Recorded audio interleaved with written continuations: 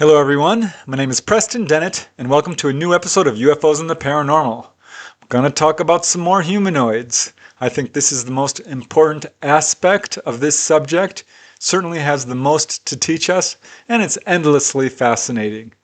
Today's episode is called They Are Here, 10 Close Encounters with Extraterrestrials.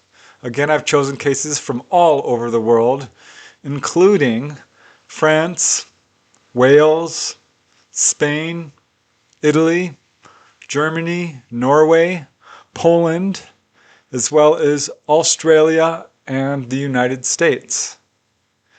Now, these cases do date all the way back to the 1940s up to the 1990s. I'm going to go through them chronologically. And yeah, many of them involve multiple witnesses, some really remarkable physical evidence in a number of these cases. So many cases. I still get skeptics telling me, where's the evidence? Well, it's here.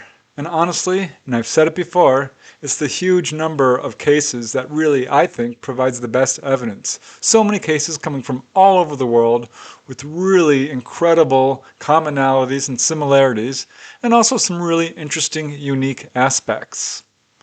So, all different types of humanoids? Let's just get started. The first case I'd like to talk about today, I call the UFO Goblins. This is a really interesting case. I like it because it's quite early, well before the idea of extraterrestrials was really in the popular culture. It occurred on March 15, 1943 in Montecreste, Italy. This is a very small community and there are 2 witnesses and it's quite an interesting encounter. This very early case appeared in the Italian UFO magazine Rivista di Informazione Ufologica. It took place again in Montecreste, which is north of Novara, Italy. This is a very small commune community located in a rural mountainous area, and the 2 witnesses in this case were young girls, sisters, known only as Angela, who was 6 years old at the time, and her older sister, age 10, who we only know by her initial C. The 2 of them were grazing their goat not far from their home when they both heard a, quote, great roar, a kind of rumble, which reminded them of an approaching rainstorm. It was coming from above, and looking up in fear, they saw a strange, quote, ship coming down. It came down quite quickly and landed just a short distance away from them on a rocky slope. This object, they said, was saucer-shaped. It had a clear dome on top, and inside the dome they could see 2, quote, strange people or little men who were sitting on these tiny seats. This object was not very large. They estimate about 10 feet long. Now, Angela, again, this younger sister, was quite frightened by the object, but her older sister became curious and walked up to this object, approaching it. And it looked to them kind of like a helicopter, but there were no propellers. It was sort of a metallic green in color. There was a bright light source shining from the right edge of the craft, this tiny little light. Now Angela wanted to hide, but there was nothing to hide behind in this area. And very quickly, the 2 little men who were inside the craft came out of it and stood next to it, started to babble in this incomprehensible language. And Angela's sister walked right up to them and tried to speak to these figures, and they to her. Apparently she did not understand them. These beings were very short. They looked human or, quote, similar to us, and they were dressed in, quote, a white suit with a kind of helmet. So Angela's sister interacted briefly with these beings, and Angela looked away for just a second and looked back, and the next thing she knew, the craft and these little beings were gone. She did not see it actually depart. They were just gone very quickly. So now seeing that they had left, Angela approached her sister and asked her what happened. And her sister was very calm and said only not to worry, that they were, quote, 2 goblins or fairies. So again, the idea of extraterrestrials did not occur to either of them. But they had heard, of course, of goblins and fairies, which are a major part of European folklore. So this is how they interpreted their encounter, at least for many years. Interestingly, their goat did not show any reaction to the UFO or the humanoids. And upon returning home, the two sisters did not talk about it to anybody for years. Only as an adult, hearing about UFO encounters, did Angela finally understand what happened to her, and she told only her own family what happened, and then later, of course, researchers. There are so many cases like this one, where a UFO appears, drops down out of the sky, lands, humanoids come out, and just have a very short meeting with whoever happens to be lucky enough to be there and witness this. I'm glad it's a multiple witness case. That always adds a level of credibility. But this one is super fascinating because, yes, it's so early that the witnesses themselves had never thought of UFOs or the idea of extraterrestrials, and kind of interpreted these beings as being goblins or fairies or something along those lines, and only later decided that this was probably extraterrestrial, given that there were so many other cases like theirs being reported. Now we move to another super interesting case. I like this one. It was very well investigated, and I call this one 4 Aliens in the Backyard.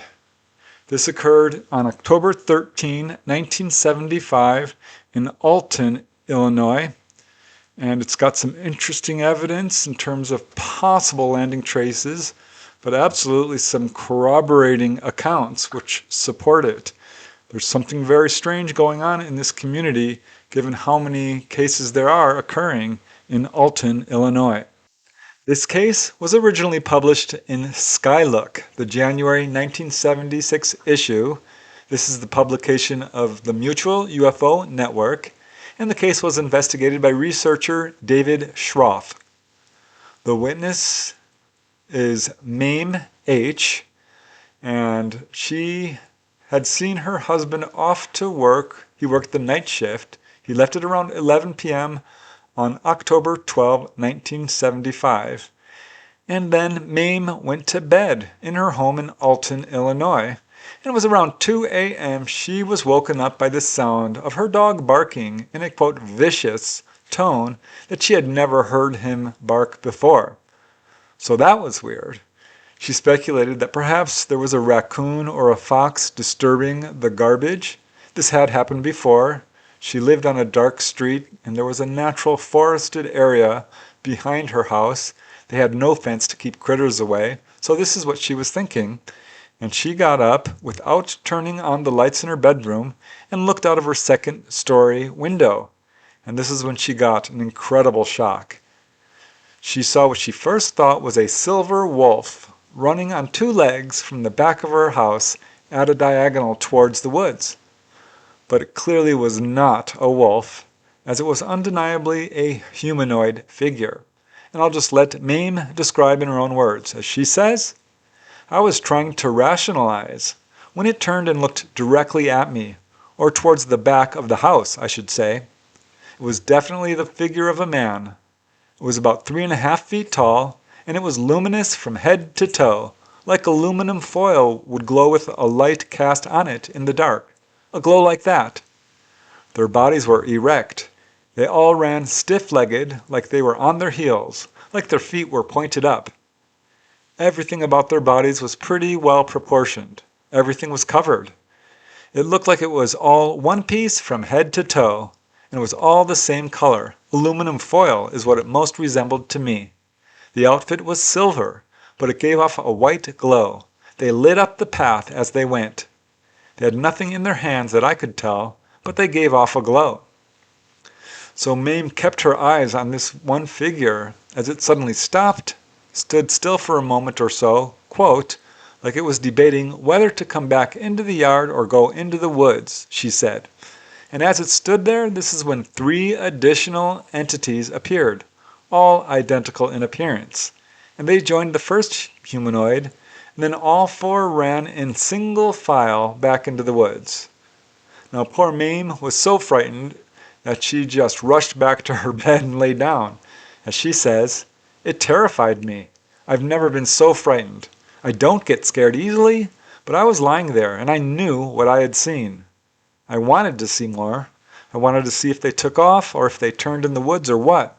But I was too afraid to look because I thought if it had seen me staring at it, then I didn't know if it might get brave and decide to come back and try to get into the house or what. Now, Mame also reported another interesting detail which researchers call, quote, the Oz factor, which is an unusual and eerie silence in the area of an encounter. As Mame says in her own words, everything was so quiet out there. You didn't hear a bush. You didn't hear anything. It was just unusual. There was no wind and it was really quiet. Everything was still. It was just very, very still. It just stuck in my mind that it was dead quiet. It was so quiet, even with the window closed, with the four of them going down into the woods, that they would have rattled enough branches and leaves on the ground to make a noise, and they didn't make any noise. To me, I remember it being awfully still.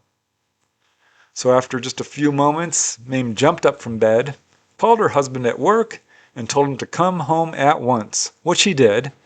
He immediately called the police, contacted their neighbor, and the neighbor, and the police went out into the woods to investigate. Both he and his neighbor armed themselves. They did a quick search and didn't find anything. But the next morning, Mame wrote down what happened in detail and phoned the newspapers, who put her in touch with a UFO organization. She later consented to a recorded interview with researchers. Now, at no time did she see any UFO. However, later, J. Allen Hynek spoke directly with them, and they told him that they did in fact find a matted area of vegetation in a nearby field where it looked like a large heavy object may have rested. So possible landing traces, though unconfirmed. However, incredibly, this is not the first time Alton, this little community, has been visited by a humanoid, because it was just 4 years earlier that a gentleman by the name of Tony Wilkins, who lived at 1009 West 9th Street, called the police. It was 9 p.m. on June 16, 1971, and he called the police to say that a 50-foot wide silver saucer with green lights had hovered at treetop level right behind the back porch of his home. He says the figures inside of this craft spoke to him telepathically. He said they provided him with information that would give him, quote, the universe at his fingertips. And he says they actually offered to take him for a ride in their ship. So this is what he told the police. He said he declined the invitation from the ETs, but the ETs told him that they would return to this location on August 3rd. Now apparently this did not happen, or if it did, we don't know about it. And sadly, it wasn't long after this that this witness was reportedly committed to a local state mental institution. I wonder about that. I've got questions. Because in confirmation of Tony Wilkins' claims, there was another sighting in this area less than 2 weeks earlier when two gentlemen, Dean Spree and Tom Malare, stepped out of the plant where they worked in Alton. This was at 2 o'clock in the morning on June 4th, 1973, and they both reportedly saw a bright object hover in the sky for more than 5 minutes before it went out, quote, like a light bulb. And I went to the National UFO Reporting Center website, and I have to tell you, I found a dozen other cases over Alton, Illinois. So it appears that something weird is going on in this little community. Another interesting case, which shows some of those really interesting commonalities we see, like the Oz factor, this eerie silence that envelops the area. It's so interesting. Also very common are the way the ETs, the humanoids, are described with their skin-typed little jumpsuits, silver in color. The way they walk, even, is commonly described. Some really interesting details that, again, the consistency, I think, shows that there is something important going on here. So many people report these kinds of things. Now we move to the next case, which is quite brief. I call this one Highway Humanoid. This is a super interesting case which doesn't have a whole lot of detail to it. Granted, it is a single witness case. It rests pretty much on one person's anecdotal testimony, though there are apparently some possible, what we would call, landing traces. This occurred in January, more specifically January 26, 1976, between the town of Bouz-les-Bones, France, and Madilly-Mandelat. It's a pretty interesting case, and I think you'll find that it's got some interesting takeaways from it. This case was published in the publication The Bulletin Ufologique du CNEGU, which in English stands for the Northeast Committee of Ufology Groups. There's only one witness in this case, by the name of Claude Creighton, who, at 9:45 p.m. on January 26, 1976, was driving from Madilly-Mandelat to Bouz-les-Bones in France. These are very small towns. And he was coming around a corner in this little rural road when he saw a, quote, clash of light. He said it was a brilliant white beam, and he thought at first that it might be coming from an approaching motorcycle, but it wasn't, because after the flash, nothing was there. So he just continued down the road. He went around a few more corners, and this is when Claude's headlights illuminated a humanoid figure only about 35 feet away, and it was standing immobile alongside the highway. Its unusual appearance immediately caught Claude's attention because it was wearing what looked like a diver's suit with a welder's helmet. There was a faceplate. There was also a brilliant white light where the forehead was, though this light wasn't sending out any beams of light. But the clothing was very unusual. It was glowing, it was almost fluorescent, and it was bright red. Now Claude could only see the head and torso as the lower half of the figure was hidden by the brush. But he was impressed enough by the unusual appearance of this figure that as soon as he got to town, he called the police. And the next day he went with them to the site, and they did find something interesting there. There were several broken branches, about 10 to 15 feet high, precisely where this figure had stood. So researchers were informed about the case. They interviewed the witness. And while the witness did report an unusual flash of light, no UFO was seen. And although the figure was unusual looking, it was quite similar in appearance to what a welder might wear, minus the light on the forehead. And again, there's also the question of what a welder would be doing alongside a remote rural highway at night. But ultimately, the case remains unsolved. Quite a few cases like this where people see apparent ETs while driving along a remote highway at night. It's interesting because a lot of these cases do start with people seeing unusual lights. This witness did not see a UFO specifically, but his encounter began with an unusual flash of light hitting him in the face, and then he sees this strange humanoid by the side of the road. Now, what is interesting about this case is the way he described it. There are some similarities to a person wearing a welding suit, but you have to ask yourself, what would a person be doing wearing a welding suit standing in a remote location along a highway late at night? That makes no sense whatsoever. So yeah, a single witness case, a very brief encounter, but nevertheless interesting because it shows that this is, a type of encounter that happens quite a lot. And now we move to the next case. This one got a lot of attention. The witness is quite credible. He had some really good evidence to support his story in terms of physiological effects. And I call this one The Men from the Star. This occurred on January 28, 1976 in Benacazan, Spain. And yeah, this is a remarkable encounter which could very well be a missing time on board encounter, though that's not entirely clear. But it's certainly a fascinating case of a very close-up encounter with a landed UFO and humanoids.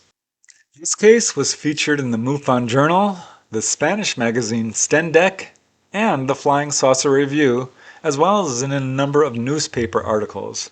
It received quite a bit of publicity and attention, probably because it's a pretty dramatic case with a very credible witness and some really good evidence. There is only one witness, a 26-year-old bricklayer by the name of Miguel Fernandez Carrasco.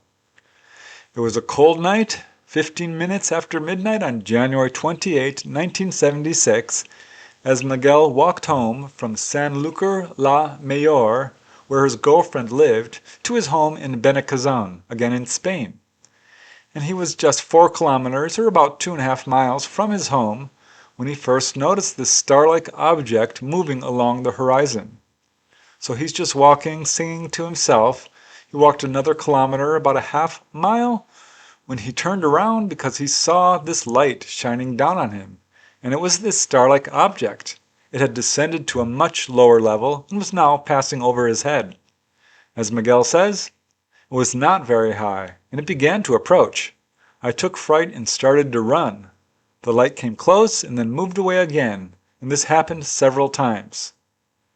So here he is, kind of trying to outrun this light, when suddenly he hears a loud roar, and this light came right down to the ground. It dimmed, and there, sitting on the ground in front of him, was a strange ship, not that far away. He said it was oddly shaped, somewhat rectangular, though it had a rounded top, kind of reminded him of a giant phone booth.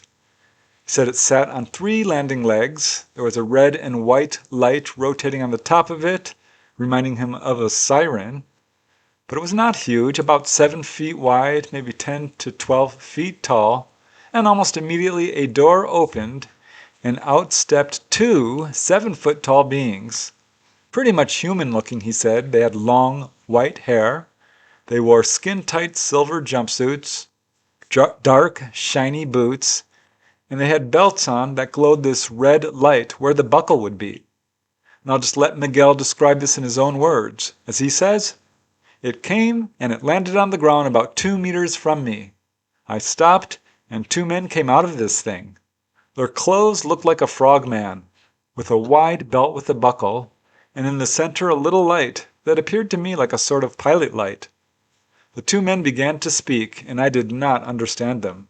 I think they looked like men. I can't guarantee it absolutely, but at any rate that is how it seemed to me that they looked. They were tall, very tall."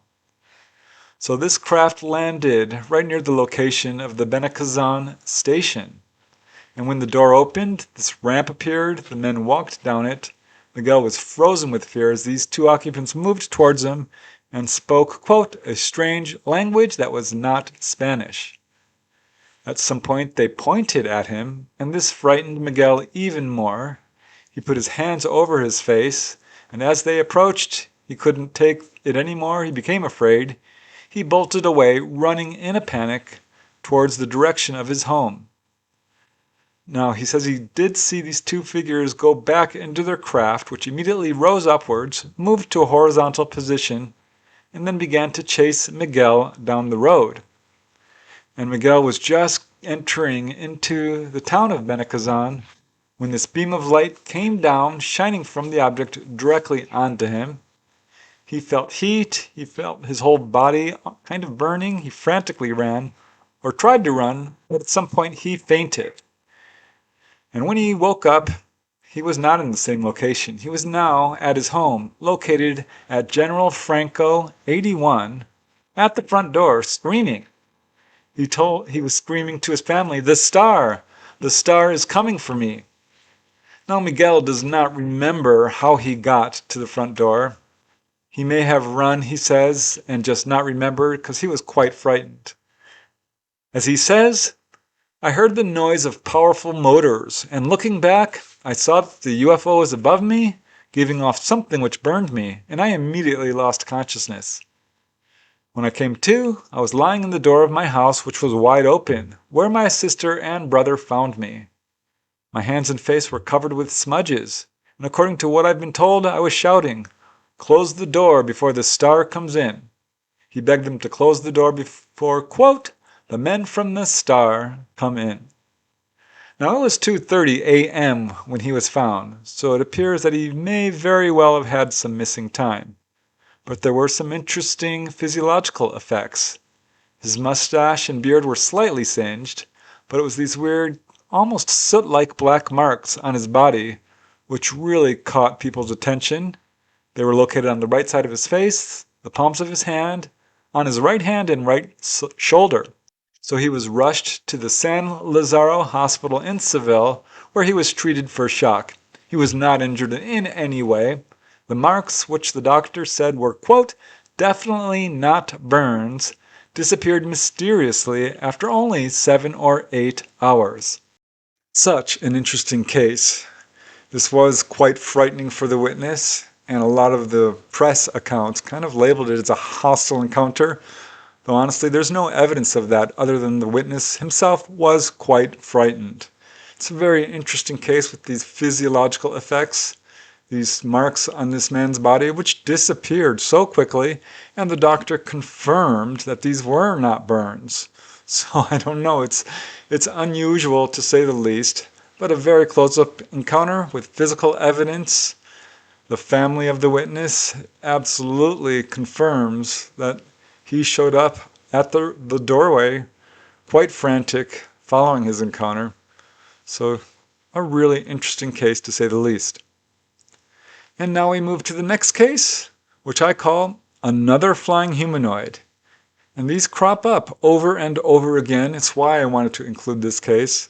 This one is quite brief, but it involves a really, I would say, respected witness. He did allow his name to be used. It's a brief case, but boy did he get a close-up look at this object, and even closer look at this flying humanoid. This one occurred on April 7, 1977 in Milford Haven in Wales. It's an amazing case. It was just 1 month after the very famous Broadhaven Primary School UFO landing that Cyril John, a former political leader, 64 years old at the time of his sighting, had this incredible encounter. He woke up at 5 a.m., again on April 7, 1977, in his home in Milford Haven, Wales, and was getting ready to travel to London, England. And this is when he noticed a bright light shining into his bedroom window. Looking outside, he saw two unbelievable things. The first was this silvery gray egg-shaped object, which was rocking gently in the air less than 200 feet away. It wasn't huge. He couldn't tell exactly how big it was, but it looked small, maybe 4 feet across, he estimates. It did have a bright orange-red light on top of it. But his attention was drawn to something else much more shocking, which was the 7 or 8 foot tall humanoid figure, which was floating in the air only 35 feet away from his window. This figure was in a face-down horizontal position, much like, quote, a free-fall parachutist. Its arms were out, its legs were bent slightly back. He couldn't see its face, but its entire body, he said, was covered with this silver-gray kind of, quote, boiler suit. So Cyril watched both the object and this floating humanoid, forget this, more than 25 minutes, when slowly they both moved off and disappeared into the distance. It is a brief case, but certainly difficult to explain away given how close it was and how long both the humanoid and the object remained in view. And again, it's just one of many cases on record very similar to it. This case was investigated by Randall Jones Pugh and was published in a number of UFO publications. Can you imagine waking up, seeing your room filling with light, looking out and seeing a UFO a couple of 100 feet away and much closer, like 30, 40 feet away, is this floating humanoid who remains there for like a half hour? I mean, that's crazy when you think about it. And yet, there are so many cases like this. So, I don't know what that humanoid was doing out there. Perhaps this is another of what we would call a display, a purposeful encounter to sort of announce the ET's presence to another witness.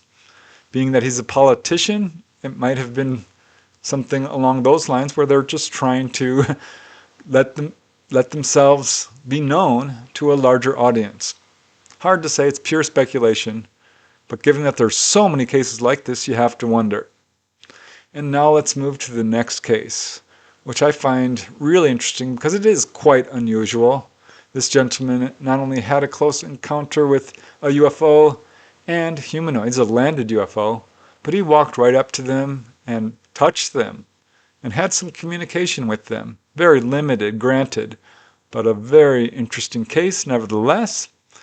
It occurred on September 27, 1978 in a rural area of Konin, Poland. And I like this case for other reasons as well, because it turns out there's some interesting confirmation of this encounter.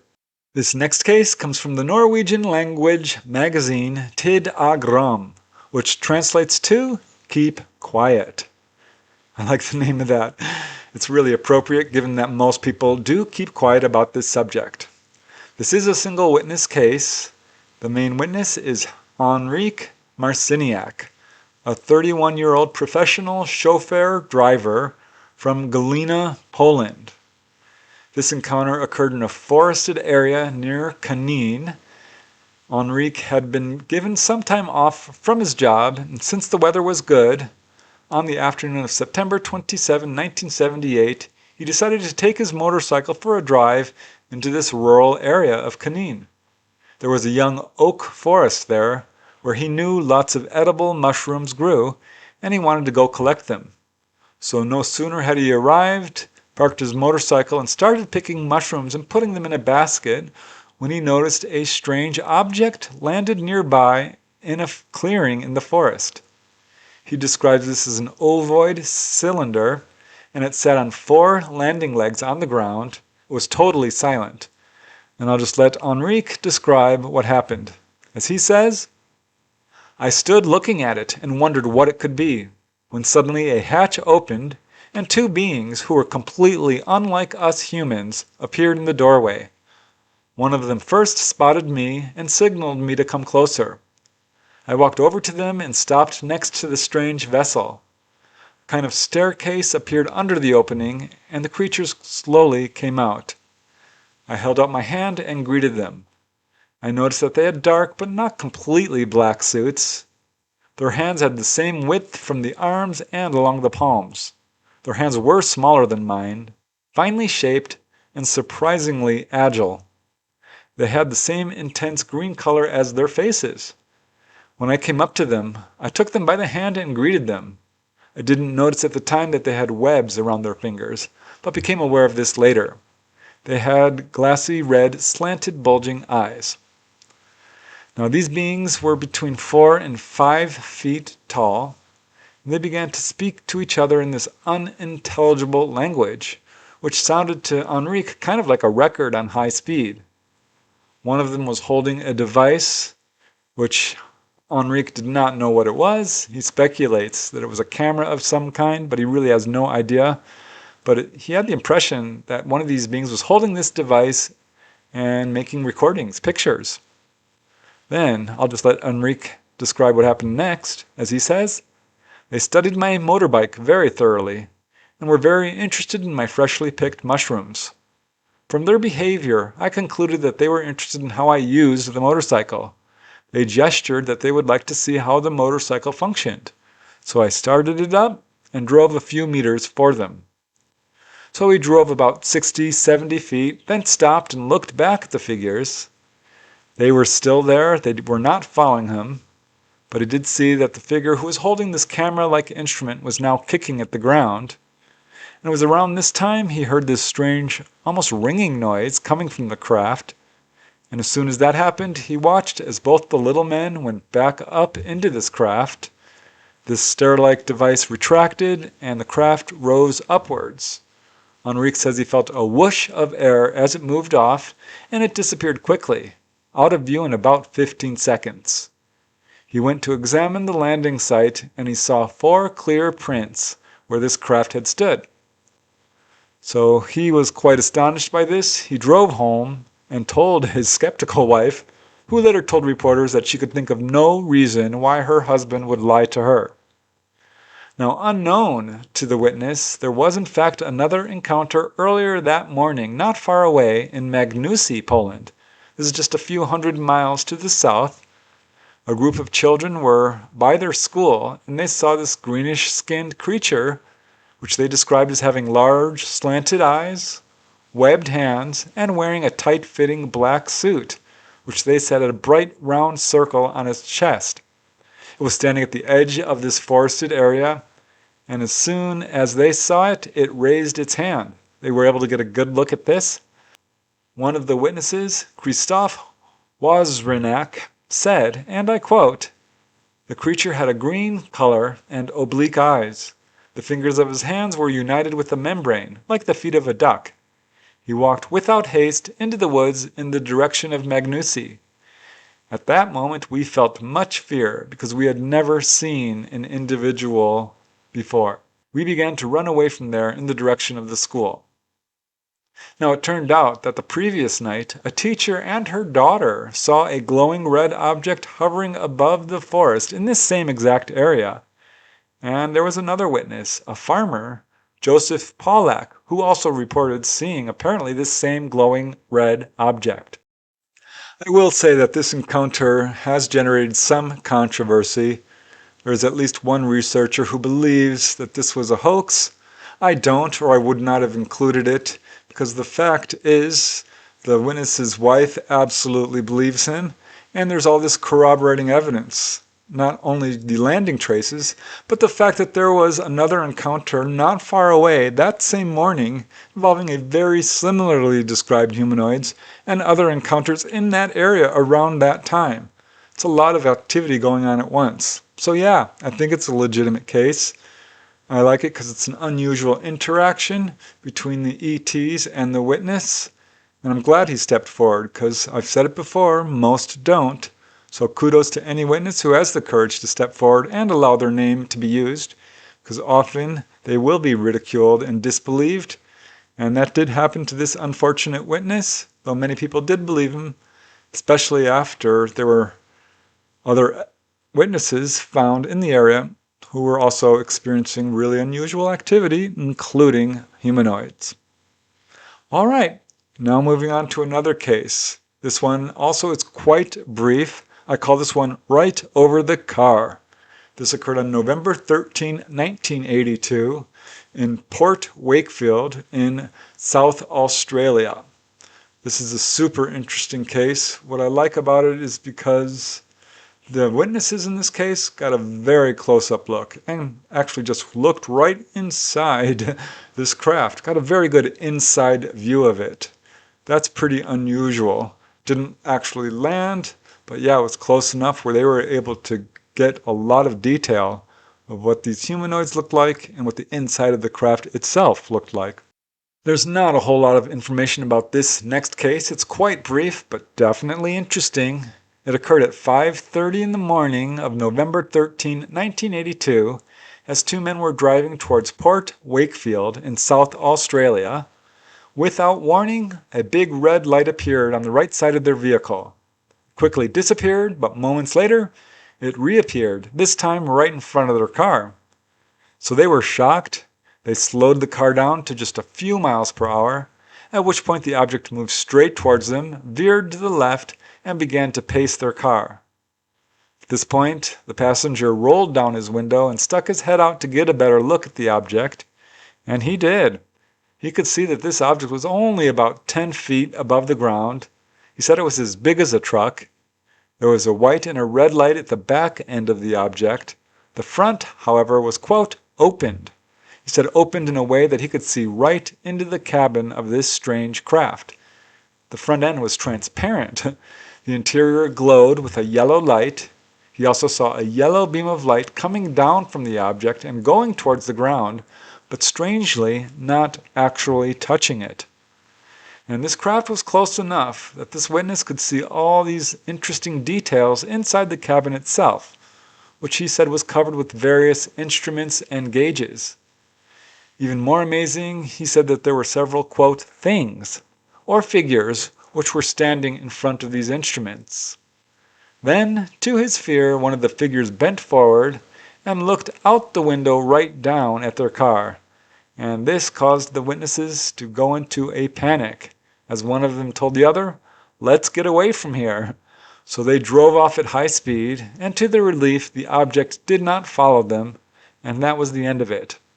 However, there is an interesting endnote, because 3 months later, in late February of 1983, Jim Littimore and his wife Judy and their family were driving along Three Chain Road, not far away from this area, when they saw a bright orange-blue object in the sky.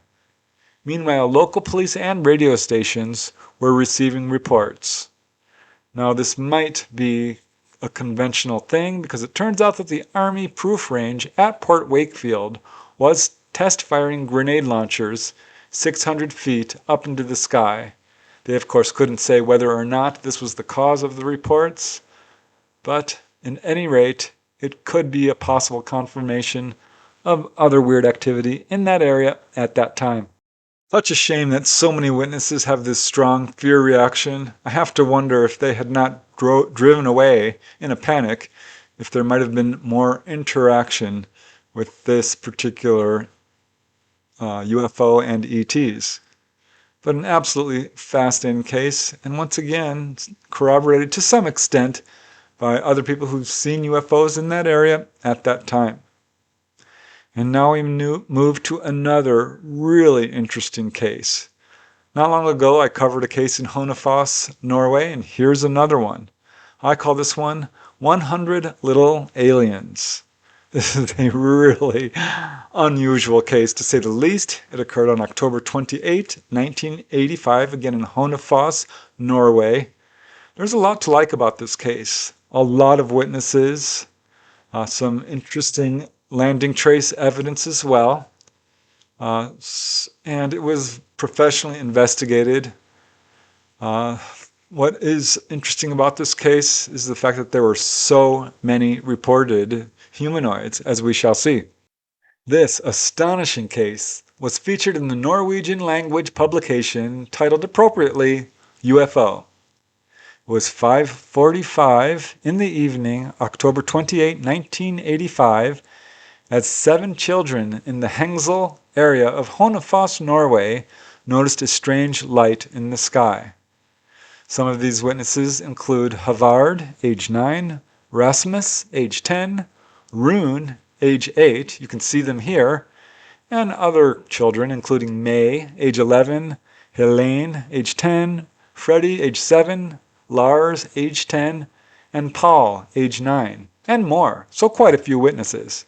As it turned out, that evening happened to be a lunar eclipse, and the children were all outside playing along Hengsley Road.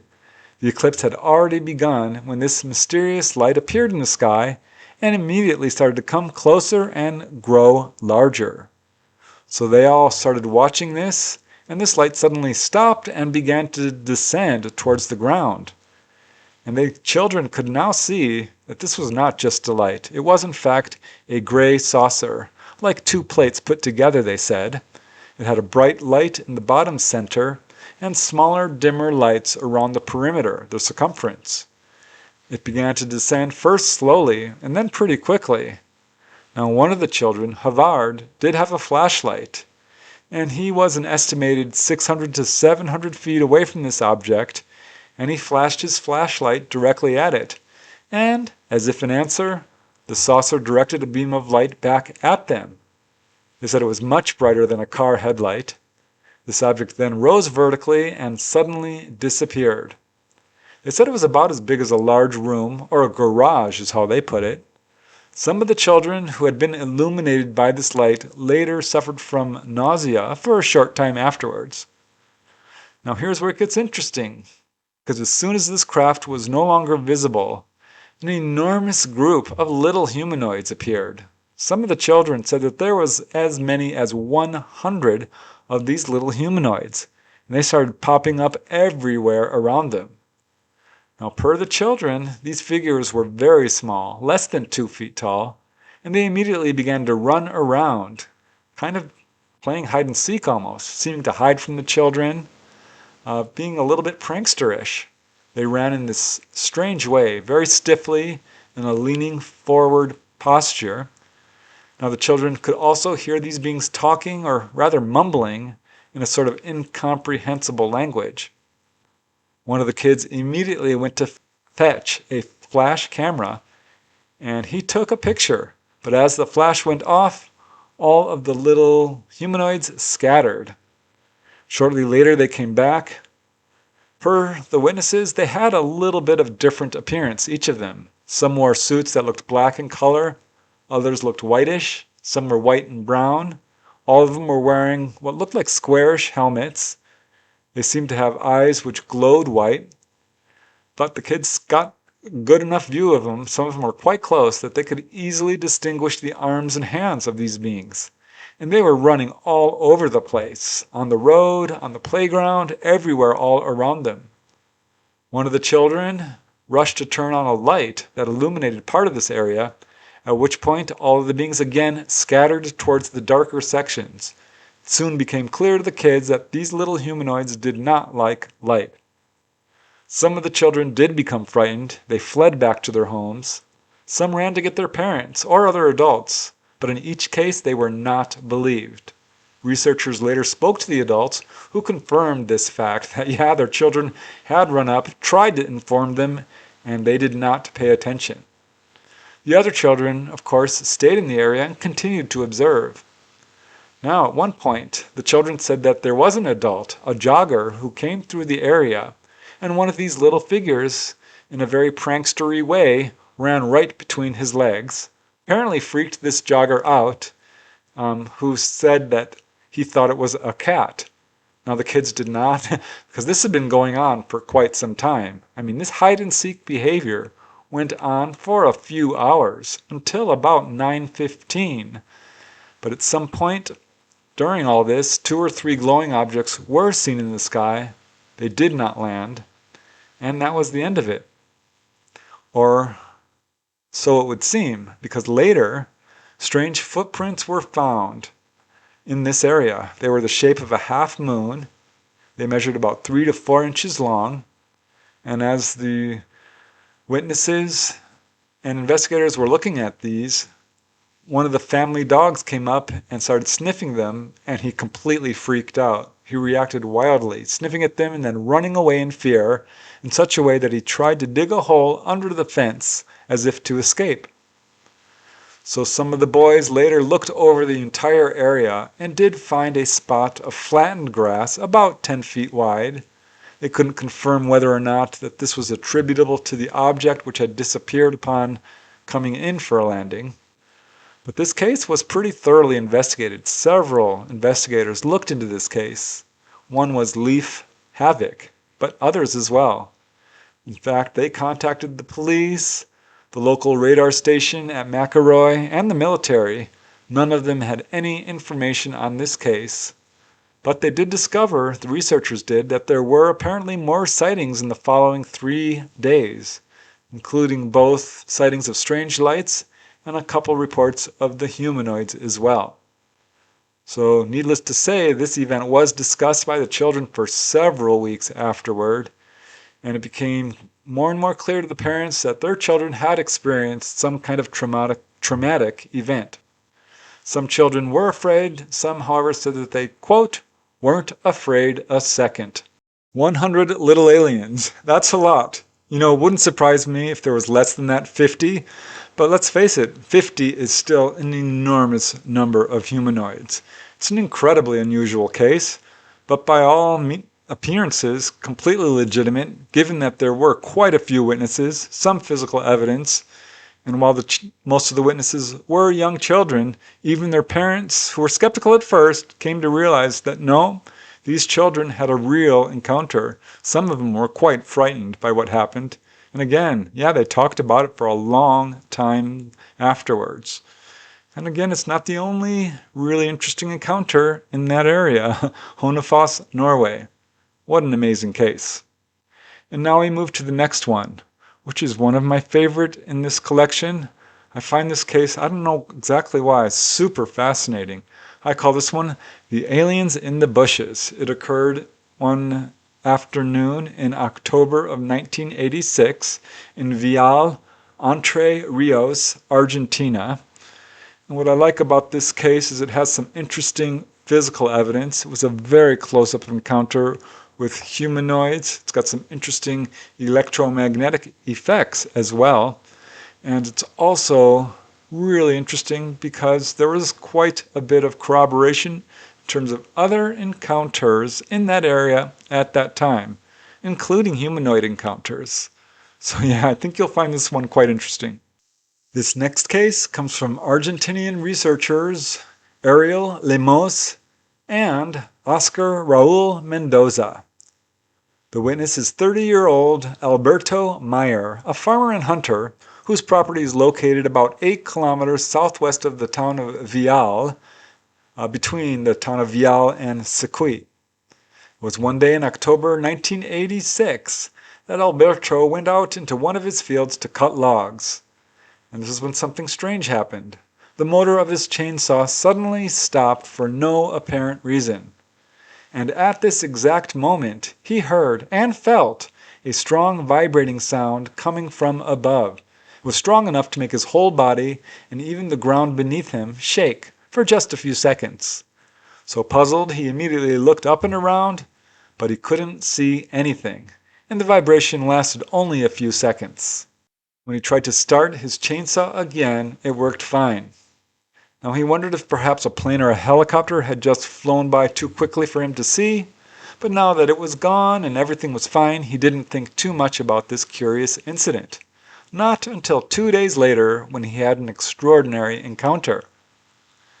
So, 2 days later, he went back to the same area to load the cut wood into his car, which he planned to transport to a local bakery in Vial. He had filled up his car halfway when he perceived a, quote, strange sensation.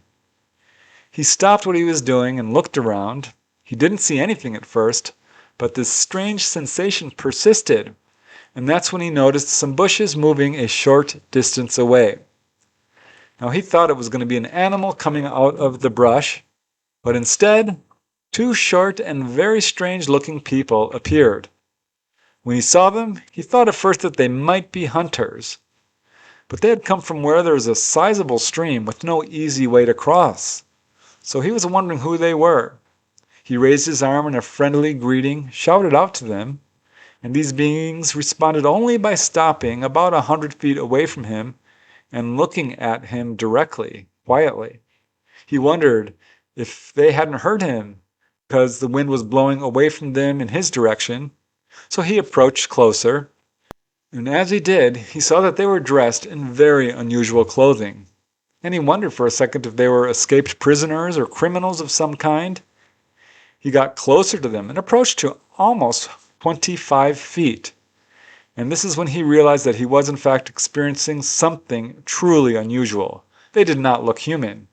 This frightened him. He attempted to walk away, but found that he couldn't. His legs became paralyzed. He felt as if his willpower had left him, though he was able to remain standing and alert. And he says this strange calmness came over him. So he could now see that these 2 beings were wearing a sort of muted, rosy-colored, very skin-tight jumpsuit. He says it looked like shiny plastic. It covered their entire bodies. It was so tight that he could see their musculature easily. Their heads, he said, were twice the size of a normal person. Completely bald, no hair. They had large pointed ears. Their eyes were not overly large. They had no visible eyebrows, very small noses, wide at the bottom, and very thin, almost indistinguishable mouths with no real lips. Their faces took up only a small portion of their very large heads. And one of them appeared to be holding a thin type of rod in its hand. So there were 2 figures, and one of them was a few steps behind and to the side of the first. And Alberto could see from the shape of her body that this figure was in fact female. Both figures were about 5 feet tall. Their arms were hanging down by their sides. The main investigator, Oscar Raul Mendoza, actually drew the beings in detail while in the presence of Alberto, who verified the accuracy of this drawing. Now, after just a few moments of staring at Alberto, the female humanoid smiled slightly, as if to say that everything was going to be okay and that they were friends. and then they both moved off in this weird gliding fashion.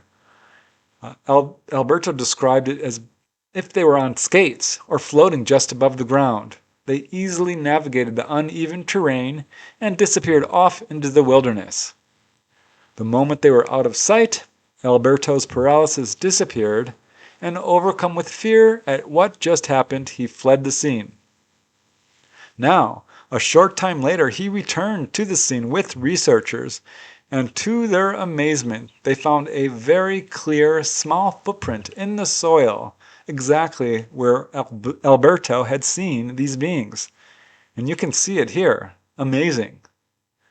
Even more interesting is that this area seems to be of some interest to the ETs, because it was just 1 year later, around 5 p.m. one evening in August of 1987, that several young children were walking along the stream looking for a place to fish when they came upon a very short figure.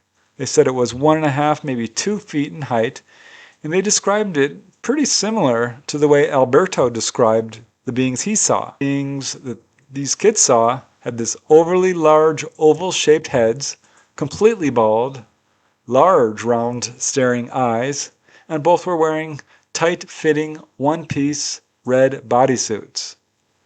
Now the children first saw only one figure. It was bending down to apparently examine or pick something up off the ground, and realizing that this was not a human, a very unusual looking creature, one of the boys screamed in shock. And the being reacted. He apparently heard this because he immediately sprinted away towards the woods.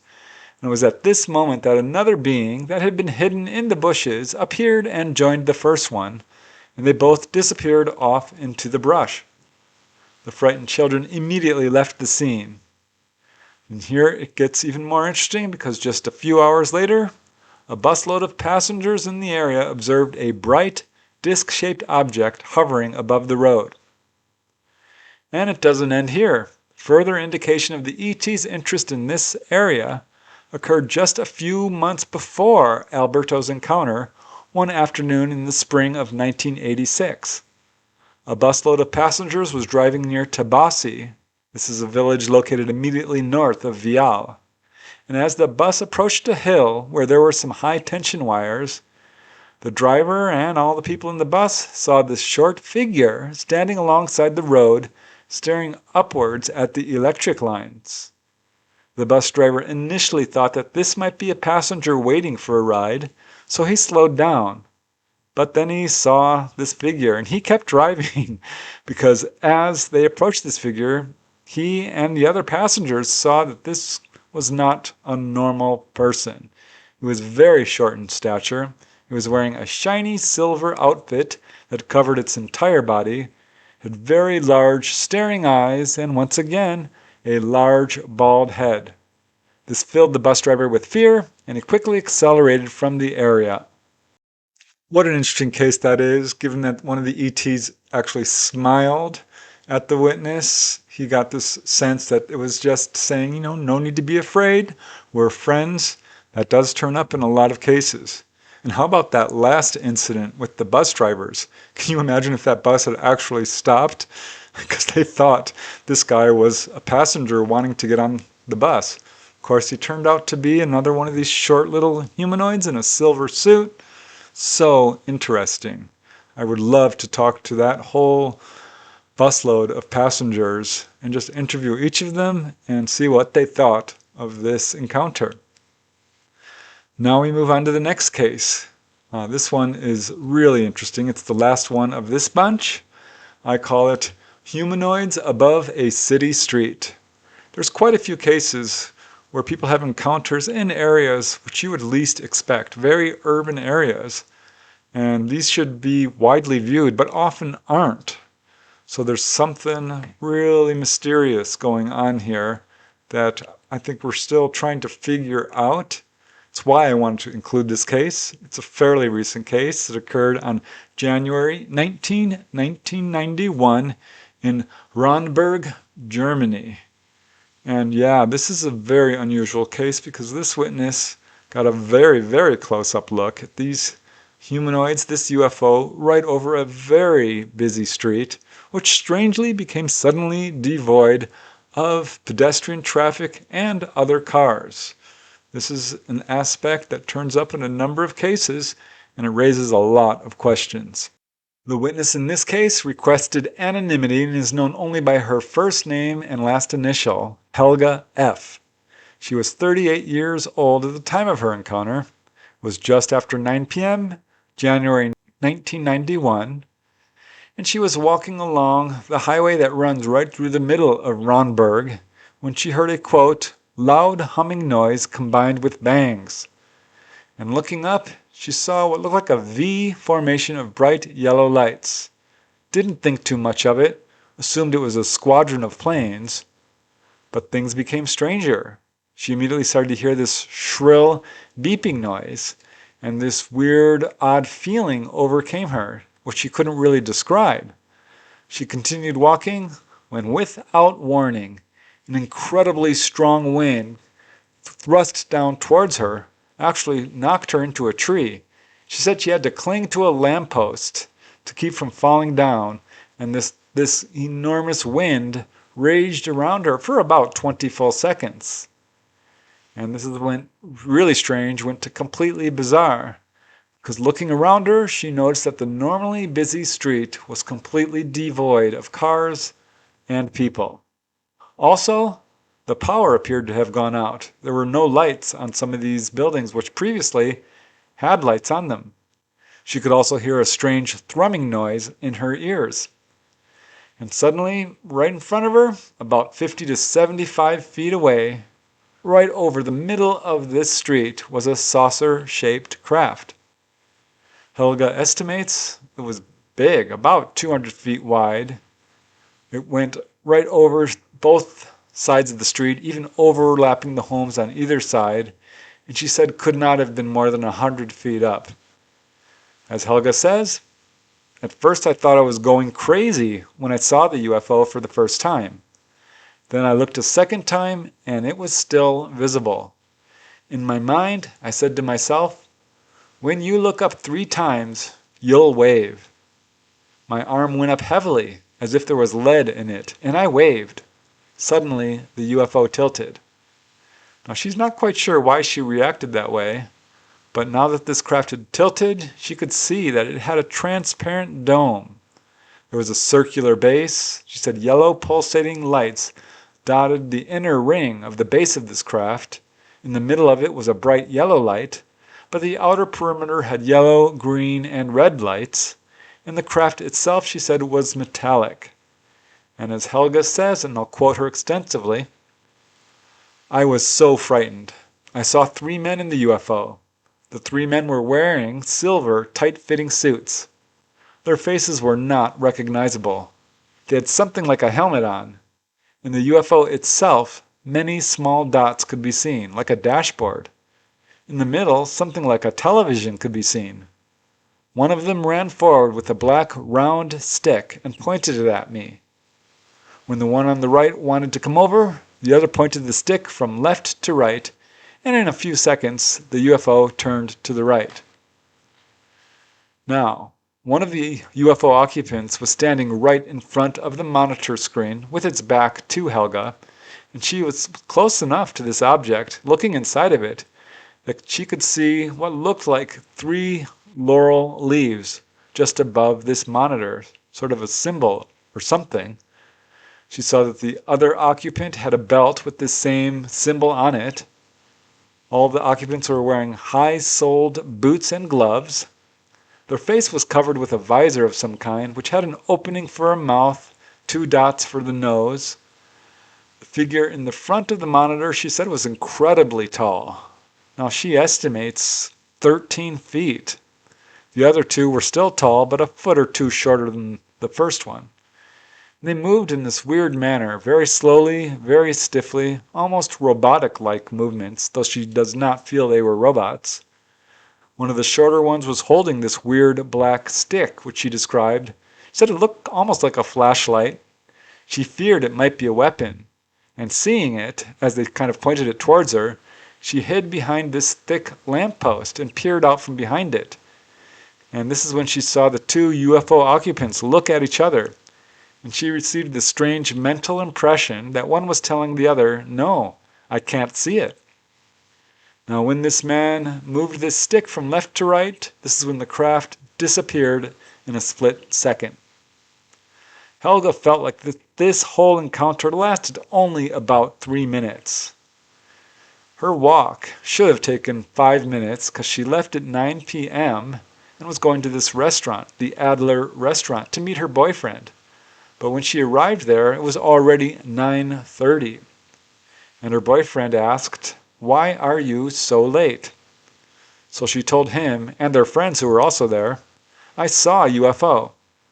And they didn't really believe her. They laughed at her, which hurt her feelings. And she kept quiet about her encounter until reading about UFOs just a few weeks later and decided to contact investigators. So investigators were quite puzzled by her account, particularly because it took place on such a busy city street.